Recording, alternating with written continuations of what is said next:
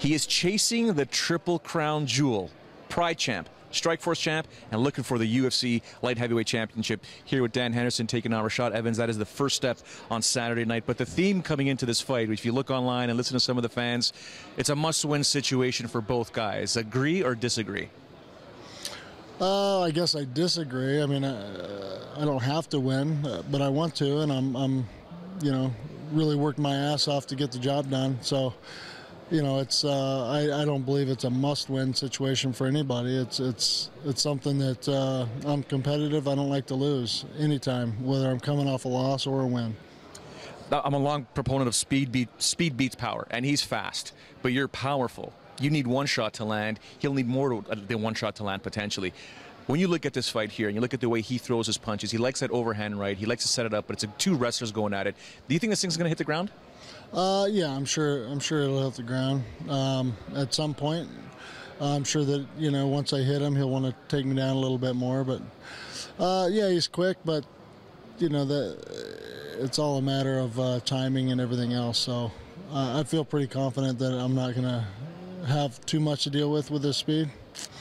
I've gone back and watched a few of the fights back in the day, even when you fought, Carlos Newton at UFC 17, Pride, stuff like that. You still look like you're in your 20s and 30s, but you're not. You're in your 40s. What if you can predict Dan Henderson's future in the next six months to a year? What's the goal? Obviously, the World Championship. Yeah, the goal would be to beat Rashad up and then see what happens after that. I think it all depends on how the fight goes on Saturday, and if I got to fight somebody else, it doesn't matter. I got to beat anybody out there anyway. So I'm prepared to do that, and mentally and physically, I'm right where I need to be right now. I mentioned the Triple Crown off the top there. It'd be hard to argue. If you were to win the Light Heavyweight Championship of the world, you'd be the greatest mixed martial artist of all time.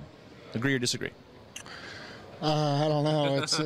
I guess that's not up to me to decide. I just go out there and set goals and try to achieve them, and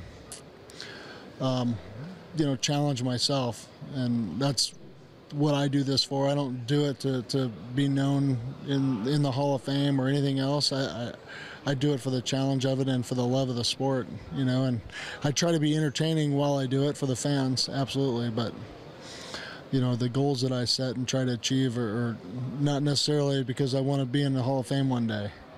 Well, you're going to be in the Hall of Fame regardless. I'm pretty sure we all know that. But let me ask you this: Saturday night, main event, Winnipeg. You've been to this city before. What kind of performance do you want to have on Saturday night that sets the whole light heavyweight division, especially John Jones says, oh boy, I don't want to fight this guy? The perfect fight on Saturday night. Well, obviously, knocking people out is what I like to do, and usually gets people to turn their heads and is more impressive. But yeah, I'd like to really control them and beat them up in every aspect of MMA. I want to beat them up on the ground. I want to beat them in wrestling and striking. So it's, I know that's a big goal to achieve, but I think it's definitely capable. I feel like I'm a better wrestler, better striker, and it's just up to Saturday night to prove it. If I can stick to my game plan, then everything else should take care of itself. And it will be bombs away on Saturday night at the MTS Center. UFC 161, Henderson versus Evans.